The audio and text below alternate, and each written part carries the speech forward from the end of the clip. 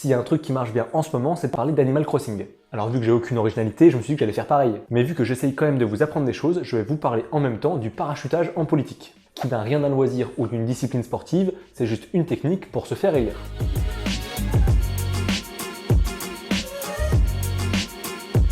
Dans Animal Crossing, vous devenez un petit peu le chef de votre île ou de votre village. C'est vrai dans le nouveau jeu qui est sorti sur Switch, dans lequel vous êtes un délégué insulaire qui doit s'assurer du développement de son île, mais c'est encore plus vrai dans la version 3DS qui s'appelait New Leaf, dans laquelle vous vous retrouvez maire de votre village un petit peu par hasard. Vous deviez prendre des arrêtés municipaux pour définir l'horaire d'ouverture des magasins par exemple, et comme dans tout Animal Crossing, c'est vous qui faites construire des bâtiments. C'est ça le parachutage en politique, c'est d'arriver dans un endroit où vous n'avez aucune connaissance, aucune racine, dans le simple but de vous faire élire ou d'accéder à une fonction politique.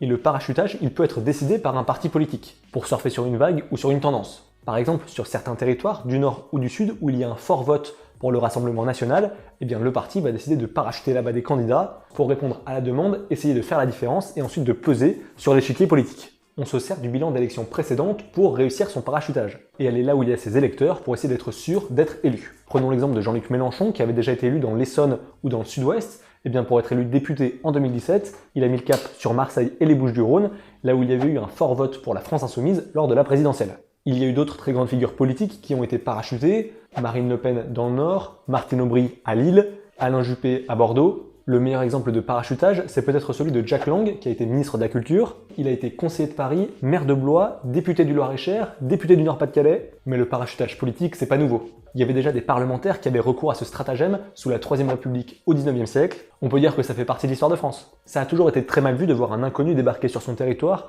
pour essayer de vous représenter. Maintenant, on essaye beaucoup plus de se justifier et de trouver des explications logiques à ce parachutage. Quitte à remonter son arbre généalogique sur 20 générations pour trouver un lien familial. Jean-Luc Mélenchon disait que c'était la France sa patrie, comprenez donc qu'il était partout chez lui. Didier Guillaume, l'actuel ministre de l'Agriculture, il voulait se présenter au municipal à Biarritz. Logique pour quelqu'un qui est originaire de la Drôme et qui a d'ailleurs été sénateur et président de ce département, et lui, il disait que les racines les plus fortes, c'est celles qu'on se choisit.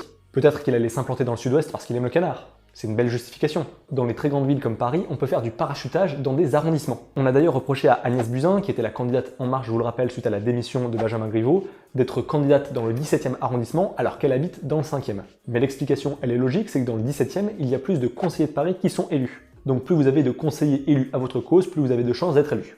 Pour revenir au petit village, comme dans Animal Crossing, la stratégie elle est totalement différente, vu que là-bas on accorde très peu d'importance à l'étiquette politique. L'important c'est de voter pour quelqu'un qu'on connaît et qui se soucie de nous. D'ailleurs, de manière générale, il y a de plus en plus de listes qui n'ont plus d'étiquette et plus de logo de partis politiques. Parce qu'au contraire, maintenant, avec le désamour qu'il y a de manière générale pour la politique, eh bien afficher son appartenance à un parti, ça peut avoir l'effet contraire et nous faire perdre des voix. Notamment pour les partis traditionnels et encore plus pour la République En Marche puisqu'elle représente le gouvernement qui est très critiqué. La meilleure étiquette maintenant, celle qui vous donne le plus de voix, c'est de se revendiquer écologiste.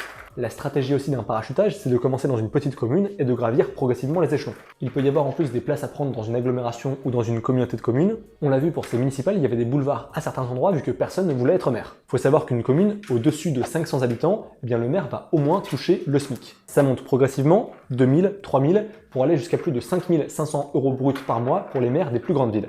Ah bah y a pas que sur Animal Crossing que ça peut être sympa d'être maire, hein. Sachant que le Graal c'est quand même le salaire de député et c'est 7000 € par mois.